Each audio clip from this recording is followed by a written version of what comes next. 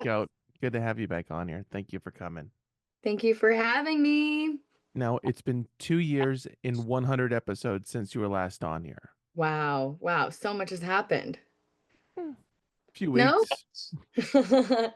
2 years, 2 weeks, 100 episodes, It's nothing. It's nothing. nothing. 100 shows. Now, speaking of shows, you recently did your European tour. That wrapped up pretty recently, right? Yeah, I guess it wrapped up like a little over a month ago. How was that? It was awesome. It was crazy. It was awesome. What is the difference between playing in Europe and playing in America? The venues take care of the artists more. They feed you, they house you. They're very, very happy for you to be there. Um, yeah, and I think just American artists going over there, there's a like novelty towards it, and so people come out to see the American artist. Um, and now the Los Angeles artist, not New York. So that was cool to see people come out. The travel took a lot longer, of course. But it was worth it, and I really loved the band and the lineup, and it was crazy. It was a trip to like release my record and then 2 or 3 days later go to Europe. It was like, In that order, not vice versa. no, I released the record, played a show in New York 2 days later, and then we went to Europe the next day. So not very busy. I understand. Just kind of Just just here and there. yeah, yeah, just very, very normal. What is it like bringing your art different places? It's a dream come true. I try not to take it for granted. And I don't think I do because I feel extremely grateful and proud and happy every time I get to share it. And for people to receive it, it feels wonderful. And I think, I view performing as an exchange. I'm bringing my experiences and how I've observed them and processed them into a sonic performance. And um, I'm glad you it's, got Sonic in there, by the way. I was going to cut you off if it didn't happen yeah, if it already. didn't, So people would be really confused. I would be upset. People would get confused. It would not be good. But Yeah, yes, thank yeah, you. You're yeah. professional, Scout. Come on. Um, This is the third time here. Third time, it's like easy. Does location impact the way that you're performing though? Does that have any effect at all? I mean, if it's location or people in location, I'm not quite sure. Uh, I think a part of performing and touring and being an artist, you have to kind of know how to read the room and how to uh, interact with people without directly talking to them on stage. And so you have to know how to read the room.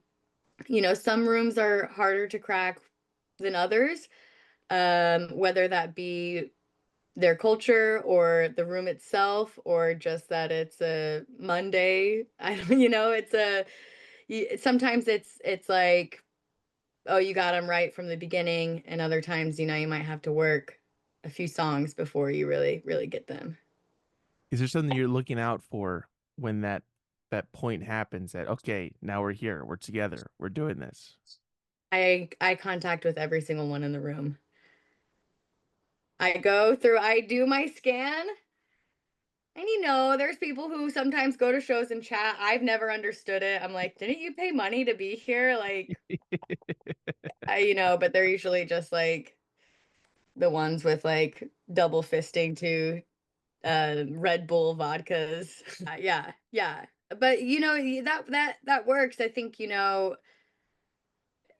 if you stare at someone long enough, and It's true. then when you start burning holes through their face, they can usually feel the heat and get with it, and then they're like, "Oh wait, this is cool, rock and roll." But it is one of my favorite things. I consider being an artist, I observe constantly and I'm reading constantly, whether it be the room or just the energy. And it's nice to be able to perform and be given the opportunity to perform so much and to grow that skill. Now that we have the lies out of the way, let's get into the. No, but each audience is different, though, right? In its own right, whatever it is. Yeah, everyone is different and everyone's I mean, energy I and wouldn't go that far, but yeah, there are some people who are just all idiots, but the people who are coming to my shows, prime, smart people, smart, enjoyers yeah, of music, yeah, yeah, real and connoisseurs. Hmm. yeah, I have an elite fan base. No, no. But yeah, everyone I think is different and can relate to my songs in one way or another through whatever situation they're going through. But yeah, each city and each room and each person is different, Hmm. That goes to my shows. Yeah. Smart ones, though. Nonetheless, Smart smart ones. that's the through line in that. Yeah. How many countries did you do on this last run, and Okay. where? Where were they? Okay, that's gonna be easier for me because then I can say it out loud and count. Let's do both. Italy, Germany, France, the UK, Denmark, and Switzerland. I got three. Is that right? Did I have that right? What Uh, country would you like the opportunity to play in that you haven't played yet? hmm, I want to play Mexico City. It's a good country. Good country, yeah, Mexico. But I really specifically want to play Mexico City. Uh, I love Mexico City so much. Why? It's very fun, and I love the people. I love the food. I love the culture. I love the dancing there. I love the art, love the music, just love the records, love the shopping. So, like, couple of things. Yeah, just a few things. Anywhere else that's a runner up for you? Mm. Well, I'd love to play Spain and Spain City, Spain to be specific. Spain City, Spain. And I mean, I want to go everywhere. Okay. Would you? I mean, would you be traveling irregardless if you never pursued music? Is that something that you enjoy doing Yeah, even without yeah. the art form? Yeah, I don't think I'd be able to do it as often unless I became a doctor and had money and time off or went actually if I went to college and had money, maybe I could, vacate. But it makes it so it's possible for me to travel and it's better because I get to travel with my music and with people I love and care about. So I wouldn't take it any other way. You say so. No, I like it. I like it so far, Scout. Now this was supporting Tough Touch. Hmm. Now, what was putting that out like? This Oh, is technically what release from you? Third, fourth, fifth, second record. second, but 1 to 10 was also another Oh one, right? yeah, EP. Yeah, there's two EPs and Hmm. two albums. So for this project, I was Making the me feel like a jerk. Okay, Scout. oh no, no, no, I'm no, just trying no. to do my job here, Yeah, yeah, yeah, and no, you're I mean, I just no, I you're put bad at interviewing. Classic. I mean, we always get to this point. It's just pretty early this time. yeah, yeah, yeah, yeah. Usually I get to it towards the end. Right, right. And then we really get into it, and then we shut out the mics, and then it was really a yelling match. But Yeah, yeah, I fist fights let's last let time. I people. remember last time different. Yeah, I saw my scars. Was the release like for me? It Well, what was this one like? Was it different than the other couple of releases? Yeah, I think for this one, I spent years on it and I re-recorded some of the songs. I changed the arrangements, I changed studios, I moved. I felt like I knew how I wanted the record to sound, and I wanted to I wanted to have chemistry with the people I was playing it with. And after I had toured the first European tour, I with my band and the lineup that recorded on the record, I was like, wow, I really want to record these songs with this lineup. And felt I love the other versions of some of these songs so much and some of the other sessions, but there was just something I was going for where it wasn't pigeonholing me into a folk artist or Americana or anything like that. I really wanted to show that I can rock and that I love to rock. But also, there's it's grungy, there's like a hint of twang in there. There's still that. And it's kind of cosmic-y in ways. So it's not until I produced this record and got to work with the engineer Stuart Sykes, who I had been emailing for 4 years and wanting to work with. And when a date finally opened up, I booked a tour after the European tour down to Austin with this lineup, and we tracked and did all of it live outside of my vocals and some key and some guitar overdubs and horns. Okay, and and the strings. I But it wasn't was gonna pry, but I knew that there was something we're leaving out there. um and yeah, my cousin flew from Colorado down to Austin, and I started singing with him. He played piano and I would just make up songs and sing at the piano. And so it felt like a full circle moment for me. And that was on one of the tracks, the last track, Sweet Dreams, which is my ballad. So I have this whole crazy epic record, and then I was like, I want a ballad. Uh Very because folk Americana style, what the people wanted, what what the the people people were want. asking And you're gonna have for. to listen to 9 songs, and some of those are long songs to get to. But no, it's a very sweet version of Sweet Dreams, and we did it live in a church, and it was definitely one of my favorite moments of recording the record. But then after that, the mixing process took a long time. I went to Austin a few times and mixed with Stuart, and then redid the album cover twice. I just was just like really not settling for anything that didn't feel like yes, yes, yes, Hmm. instantly knowing that it was it. The first record was a great experience, but and for its strengths as well, was just kind of like pandemic threw some people together. We made a record and then, sat on it for a little bit, but not nearly as long. And it just kind of was like, whoop, whoop, this was definitely, I took more control. I wanted to produce the record and I wanted people to trust me. And I felt really respected working with Stuart. And not to say that the people before weren't respecting. It's It was more just like different. it was Yeah. different, and I wasn't taking the initiative. Like, I was just kind of like, yeah, yeah, that's cool, oh, sweet. But for this time, I really, and after re-recording some of these songs 3 times, and the last time being the third time's the charm. That's what they say. But yeah, I really, really took initiative and was there for it and felt like it's truly uniquely to me and my sound and my band. Folk Americana, right, right, right. It's so funny when people say that about me. I'm like, real I mean, maybe the first record, sure, a bit, but have you seen my band live at all in the last 4 years? I have, and those are two words that I'd use to describe the live performance. I wrote it, me. I've been spreading that word, and I'm not gonna You let you changed just my badmouth. Wikipedia. Yeah, I'm on there.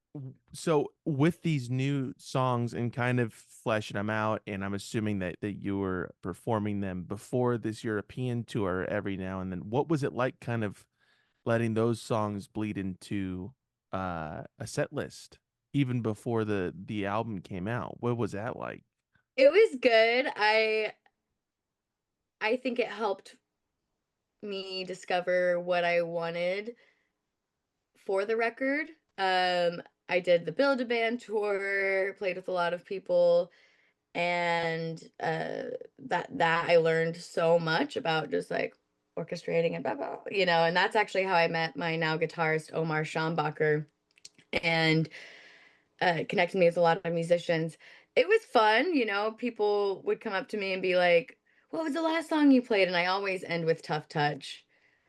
And so I was like, "Oh, people like this song. That's cool. That's the title of my record that I'm gonna put out, and I'm gonna put it as the ninth song." So, but that song is my best.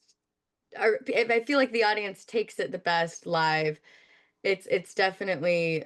Um, it was great to record, but I don't think there's any way to fully capture what that's like sharing with an audience. Right, there's limitations to the performing in general, of Yeah, course. yeah, Yeah. yeah. But other other recordings to performances they can be, but that one just has so many arcs and, levels to it that yeah, so it was a good experience. I learned a lot, and now I get to play them and people get to listen to it, and that's really great. When did it become apparent Tough Touch was going to be the name of the album? Hmm. I realized I was gonna name it Tough Touch. I think it was after tracking the record in Austin. It had I think been an idea that had floated to me, but I just had this vision of how I wanted it to look and sound, and then I was like, wow, Tough Touch. I think that's the title of the record, and then it made sense, and just went with it. Not what other people have said. That's not what I have put in the wiki. So, you know, it's just contradictory stories happening here. But okay, I might get in there and revise it a little bit after this. We'll Okay, see. yeah, yeah. I need someone keeping up with that page. I'm doing it. I'm 'Cause making the edits. I tried to edit it and say that I was a huge fan of nachos and once owned a prairie dog, but that disappeared. So, I didn't think it fit, honestly. oh, it was you, of course.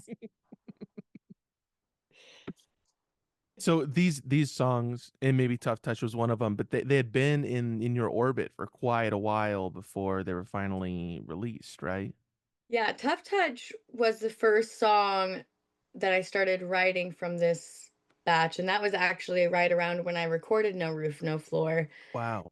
And then I know it takes so long to get a record together. No, I mean it's just surprising. I've heard that before. People have said like, "Oh yeah, that song was from this prior release." Yeah. I always find that interesting. And you know what? This is a prime example of what I would like to follow that up with. How do you think it would have measured up to being on No Roof, No Floor compared to being on Tough Touch? Do you think that it would have fit? No, it wasn't done yet. I guess I could have tried to get it together, but no, it wasn't. It was still just a little baby. She had to be in my belly for 4 years. So, took a long time for that beast. Big gal, big boned. Um but there were some songs though when we went to track in Austin where I had demos, and some of those demos were also from around that time but completely transformed. And a great example of that is If I Stay. If I Stay was this really slow guitar sad song, and it was more from the narrative of questioning if you wanted to stay in a relationship or not.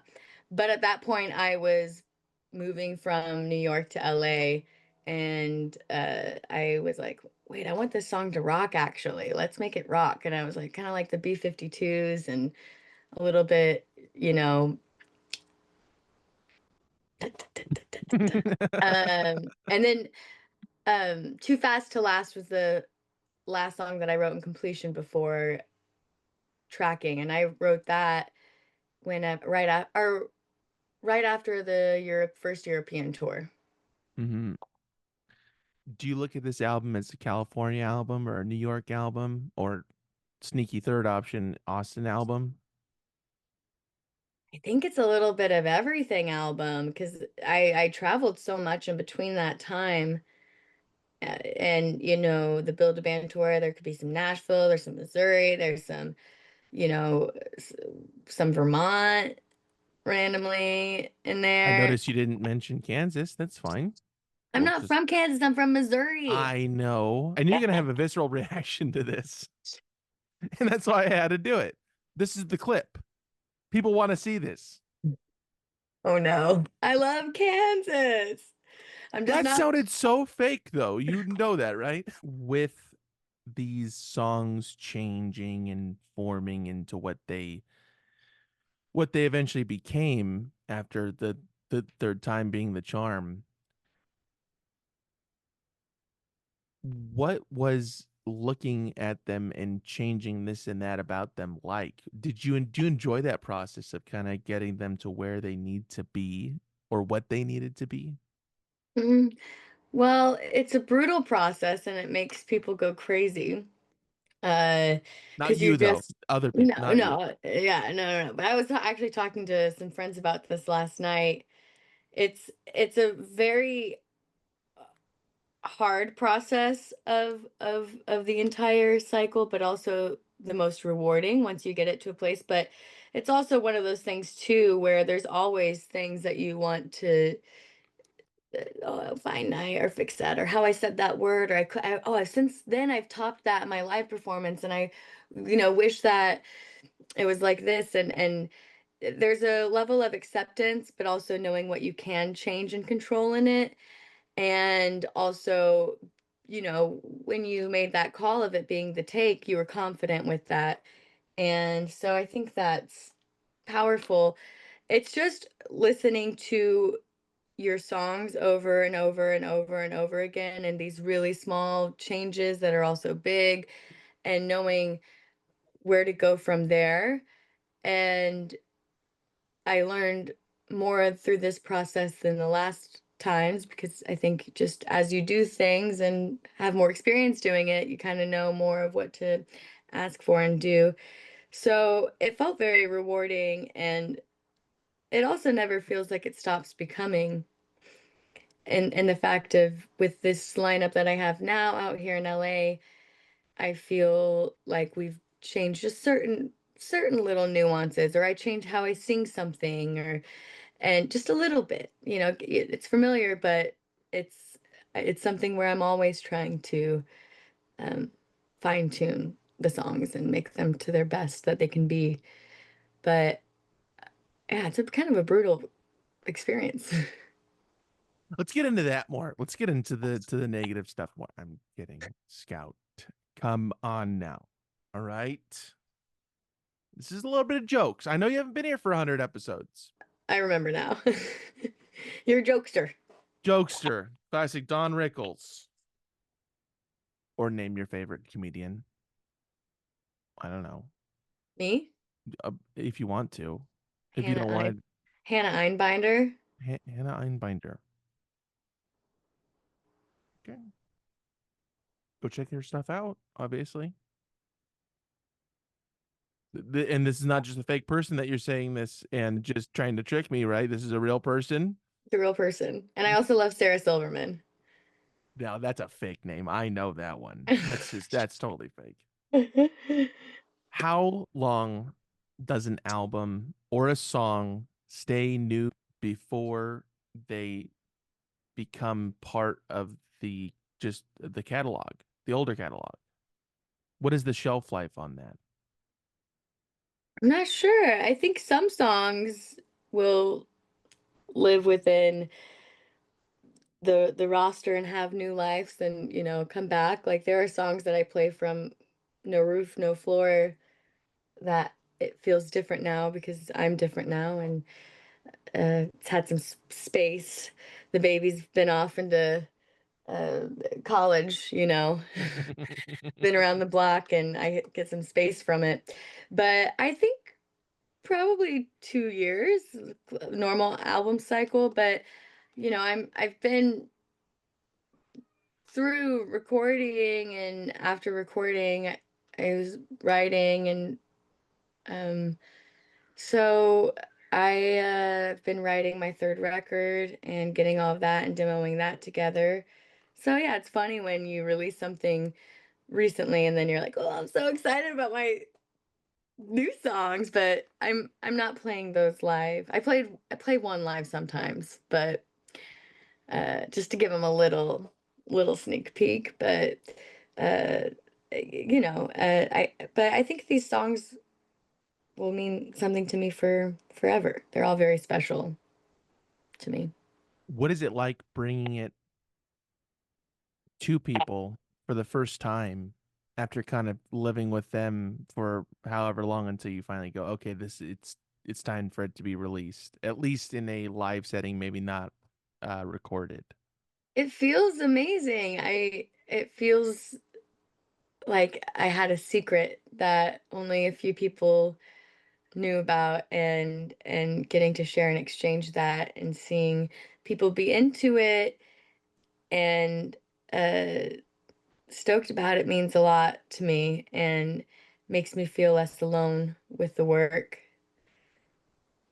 Do you look at it as a solitary action, making music? It's a solitary solo endeavor, or is it a communal thing? No, it definitely feels communal, like I had this secret with some people, but I think I was the only one through the whole process of through writing them on my 4 track in my bedroom to being the one who's mixing and listening to it on my headphones all day. And so I get to share it with some people, but being able to share it with new people and people who don't owe me anything. They don't need to like my music or listen to me play, or but when they do, I think that's really cool. Is each album different in its own right?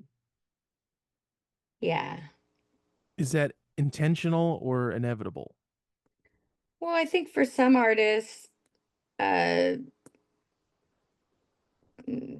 they want to stick to just something that they're going after, Americana, folk, Americana folk, mm-hmm. or you know, sometimes like an album or an artist and want to gravitate towards that. I think for me, I have such a wide variety of influences that I want those to all vessel through me and also be my own experiences and voice and songwriting, but not just be like, oh, I want it to sound like this and this and this and this. Um, and so each album, I think there's, hopefully growth in songwriting and playing and performance and uh, growth in, you know, um, just your material in general. Yeah. Can you see that change occurring as it happens, or is it just one day you go, "Oh, that's different. These Mm, these minute things are changing." Maybe it's just small observations throughout. I noticed when I was writing this record, after the first record, I felt more confident in just my songwriting. Like, before I was like, oh, I like songs. But I was like, oh, people really like my lyrics and have commented on the songwriting part of it. And so I really, through the last album and making that, and even to now, I see myself and how I work and approach writing differently and how intentional I've become.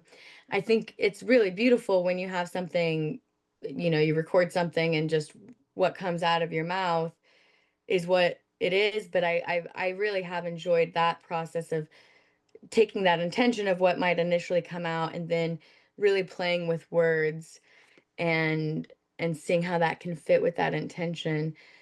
So, yeah, for my third record or batch of songs or what I'm working on right now, I can see that as well. Like it just kind of keeps forming in a different way. And we will be leaking that over at the Patreon. Mhm. All the demos right now. Please go join us there. Yeah, Yeah. $500 per second. we split. She thinks that it's $500. We'll just leave it at that. Yeah, well, we'll give you 250. Sure. Per That's second. that's fine. Yeah, okay, sure. Now, with these new batch of songs that you're working on now, is there does it feel like these have morphed off of what was just released, or are you starting anew again in a separate direction? Well, I think from No Roof, No Floor to Tough Touch, there are certain uh, s- ties and signature sounds that carry over through it. I think even in No Roof, No Floor, there was still some heaviness and grunge and, diversity within the album. And I think it makes sense of how it went to Tough Touch. Now it wasn't exactly like No Roof, No Floor, and maybe some of my fans are like, "Oh, I want the Americana folk," or and that record's awesome. I love that record, but it's more or less the same. I mean, I haven't gotten to where I'm recording it at. I mean, I have an idea of the direction of it, but we'll just have to see. It's in They the can, works. yeah, it's in the works, and they're just in writing demo land. So who knows how they can transform and playing with people and all of that. We also do have a comment section on Patreon that links directly to your phone number so people can write you directly about what they like about the certain demos and such. That's what they're paying for. Paying for the privilege to yell. Yeah, yeah. That's exactly To yell and critique. Patreon. Patreon, join us there. A lot of good stuff happening. Do you show a lot of people songs while in the earlier stages before kind of bringing them into whatever the next step is from just an idea or a demo? Are you letting people in behind the curtain? Sometimes I usually don't. I'll send it to maybe um a music friend I've had who played with me for 8 years. Maybe I'll send it to my dad or a family member, and but then randomly, like, I wrote a song last week and I sent it to like 5 people. Right after. Circumstantial, Yeah, yeah. circumstantial. And it was just like an idea. It wasn't even a full song. I was like, am I crazy? Is it, what is this? What was the feedback? Yeah, it was good feedback. Yeah. If you would like to also leave some feedback, you know where to find it. Please join us there. What is it like kind of letting a song or an idea out from just you holding on to it and kind of releasing it at least to just one other person? Do you enjoy that? Really, not really. So that's why I wonder why I do it. Because it's so vulnerable and it's like subject to change. Like for example, when I sent it out, it's like it almost made me want to work on the song more. So it Oh does give yeah, a little right. bit of kick and then it changes completely. So then the person has like three voice memos and I'm like, don't listen to the first two. Like, and then a response from me, they don't get back and I'm like, don't even listen to any of it. You're on a time crunch if you're in that inner circle. You Yeah, got yeah. you got about maybe a minute. Yeah, yeah. Maybe. My friend Emma caught it in a minute, and I was like, Okay. so yeah. And that's why she's still on the short list for these sort of messages. Yeah, yeah, yeah. Shout out She's to Emma. she's amazing. Do you feel that certain songs can only be written at a certain point or can only originate? Not that you couldn't make the same song, but it wouldn't be the same. Yeah, yeah, I definitely believe that songs come to you at the right time. And that's the thing with demos too, is there's so many little unfinished or just little blippets and ideas.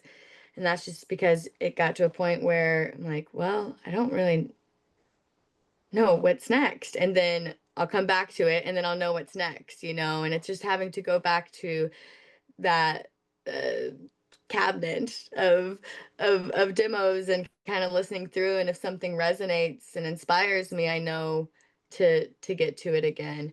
You know, Mm-hmm. every once in a while I'll write a song right in a moment, and that's freaking awesome, but very rare for me. I think I like to take my time and sit with things and um, try not to force it. But sometimes it's hard because I love writing so much, and I'm like, but I try to be very genuine about the approach. Yeah.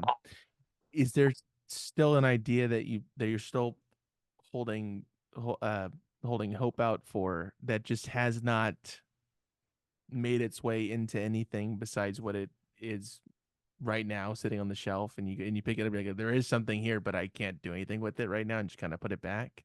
Yeah, yeah, I have voice memos all the way from, yeah, 2019, 2020.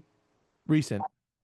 Yeah, very recent. And it's like sometimes I'll go back and have a really big Dropbox folder that will leak for the Patreon. Mm-hmm. That's what And that's what I'll disclose. That's where I'm sourcing a lot of this stuff from.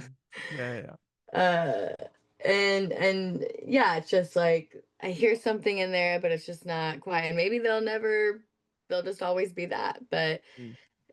I think there's certain little moments throughout, but more of what I've been writing the last 2 years have been resonating more. With the people that you send them to, Yeah, yeah, yeah. with And the short list. and with being able to finish them more. Yeah, has writing just in general, after putting out and starting to release stuff more and more, and more songs are in the set list and whatnot, has it become easier to kind of filtrate what what idea might have legs and what idea doesn't, or what needs more work and what can go out as is, and all this kind of stuff? Yeah, yeah, I feel like I'm more confident and kind of can see where the songs can go and what really resonates with me and other people too. I think, yeah, the songs I've been writing since the tour, I've been kind of on a little spring roll. Spring roll. That sounds good right now. But it is kind of funny because it's like I just released a record and I should be making TikToks and reels, but I'm just like in my dungeon house writing, which is what I want to be doing. But yeah, I feel like it's been very, very natural to know, oh yeah, well, this song is getting wrapped up right now. One song I wrote on the tour, and I knew right away that it was something because it felt like God, like I was just at sound check and I was like, huh. And I like threw off my guitar and ran to the back room and got my notebook and phone and like sprinted back. Like it's almost like someone was like, I was like sweating by the time I came back. It's a really long hallway and had to just get the idea. And then I ended up, we were staying in the same place we played. And I ended up being able to show the band that night after we played, after the show was over. And we just jammed on it for 2 hours. Wow. Your band is a very good unit. When was the last show that you came out to? Was it Zebulon in 2024? No, it might have been, I could have this wrong, but it might have been at Brain Dead Okay. in also in 2024, maybe. Mm-hmm. Well, that show was cool, but I Yeah. think you would be in for a freaking treat if you saw the next show with Well, this lineup because it's I know different. that I would be, and everybody else would be as well. This I mean, band is freaking dynamite. They are quirky characters. They are people I've known for a while, and yeah, I really, really loved touring with them and felt kind of, in a limbo between New York and LA and then finding my band and who was going to play with me. I wish that it would at first I wish that it would have worked out where I could play with the lineup who recorded, but everyone kind of split up. And so, um, I had to kind of be like, okay, wait, yeah, I'm in LA now. I should have an LA band. I guess that makes sense. So putting that together was really amazing and with people that I've known for a while.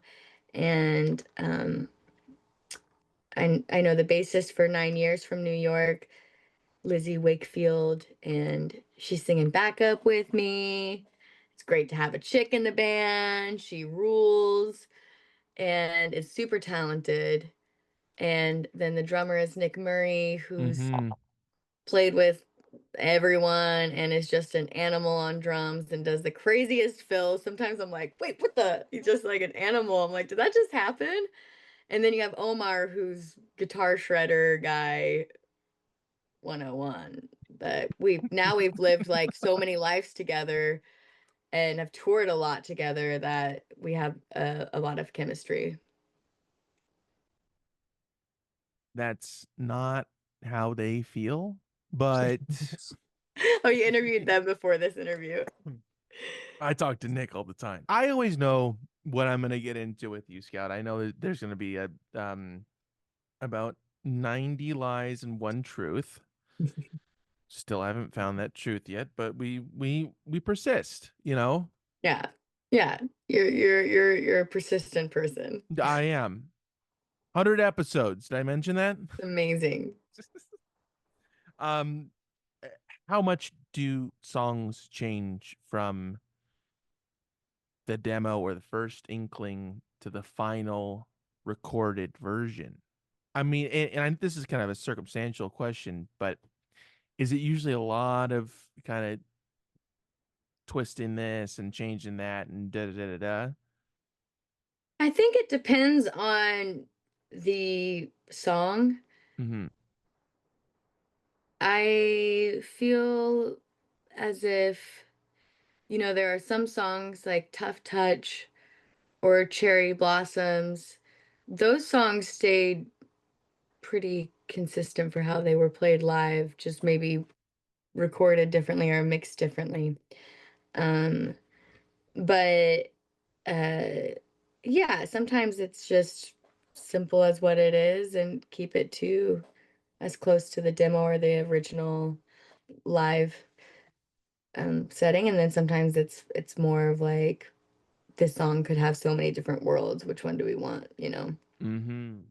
Are you surprised sometimes by the final version of a song? Yeah, like If I Stay and Sweet Dreams, those were completely changed. And Sweet Dreams is kind of, and maybe someday I'll release the different versions. That's possible. Um, Possible on the Patreon, yeah. it's possible on Patreon. You got to pay up for it. Um, but I feel, that Sweet Dreams used to kind of be more of a upbeat full band sound. But then went to a ballad, and then If I Stay was more of like a slow song, and then went to a complete rock song. So I was really, really stoked about those and seeing how they transformed. Is it strange going back and kind of adding other songs that were kind of moved out of the way to make room for new ones and kind of incorporating those back into the set after playing these new ones? Is that kind of not a struggle, but just kind of a change up, kind of bringing them back into rotation? I think it's kind of it's been fun. It's like, it's not like at these shows I was playing a lot of songs from the first record, but I mean in Europe we sometimes played for an hour and a half. So we would either jam for a really long time on a song or, play other songs. But, having like two encores, you're like, okay, well, this is gonna be Omar and I solo now. But no, I really enjoyed it. Like 444 has, like, I added like a little extra ending that just resonated with me and makes it more powerful. And um then I was thinking of bringing another song from No Roof, No Floor into the next show, but No, it feels good because it's kind of like, oh, this almost feels new now that I've been playing these other songs and been with these other songs, and kind of has new life to it, Mm-hmm. Bringing them back. bringing them back. Got to give the fans what they love, and And it's people, Americana folk. thank you.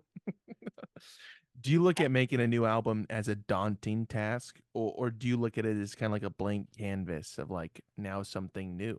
I just made that and now we're on to something else. More of like a blank canvas. It's very exciting to me. I love playing shows and I love recording and putting a body of work together. It's a lot Hmm. of work, but I feel like, okay, now I know what I want to do for the next one or how to do this differently. And it's probably, I don't know how long it will take. Hopefully not as long as the last one, but that's pandemic. Um, That's it's Pandora pandemic. Radio. Yeah. Yeah. How long has this group been around? Has this project been around, Scout?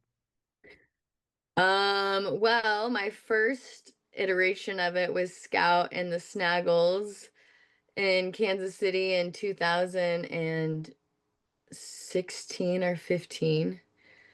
Um, and I have a CD that I took off Bandcamp and I don't know why. Like one year, a few years after I took it off Bandcamp. And Copyright then, yeah, issues. yeah, no, but I re-listened to it.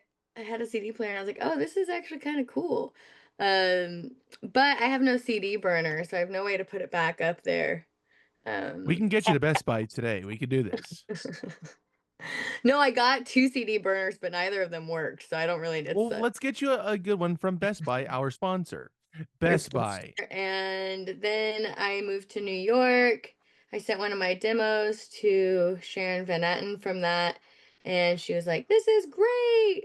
If you're ever in New York, come on out here, let's get lunch." And so then I met up with her, and then I moved to New York, and I did a few solo shows, but then I started another band called Shadow Year Hmm. and did that, and then kind of simultaneously would do some solo stuff, but not really often, a few solo tours. Um, and then pandemic happened, and And now we're we're here. here. Now But we're here. so what I mean, what year we can what year do you look at as like, hey, this is the year it started? 1995. I knew it was gonna be some fucking joke like that. The one time I try to get serious on this podcast, it's on me. It's It's on my one. me. It's my one truth. Of course it is. Because why wouldn't it be, right? Hmm. No, I mean, yeah, there's just, oh my gosh, the zoom in. It's The been zoom moving. I like it. It's I've been really engaged with this. Um, so I hope that it does well on YouTube. Probably going to with all these. Yeah, it's a lot of movement. It's dramatic. It's nice. Yeah. It's new. It's Scout. It's Scout number three. What are you gonna do? Did you have an idea, even before it kind of got up and running, when it was still kind of touch and go with this idea originally? Maybe it wasn't your full primary source of making music, but did you have an idea of what you wanted to do with this project then? Um, well, I think that I always wanted to be a musician and performer since I was a kid, but I had no idea. I never thought it would actually happen. uh, and B, I, I could never have um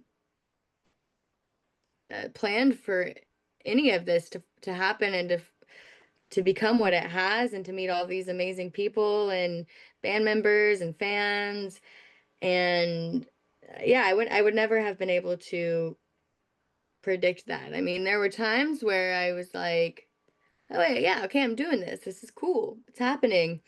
But I still don't know what's going to happen tomorrow or after this call or after I get the call from Geek Squad I that was they gonna want to say we're promote recording at Best Buy. me and but yeah, there was no way for me to know and I'm really stoked about it and when I get into a place where I'm like, you know, an artist who's just like, why am I always struggling and it's so hard and why didn't I That's a good impression. yeah, that's how I sound.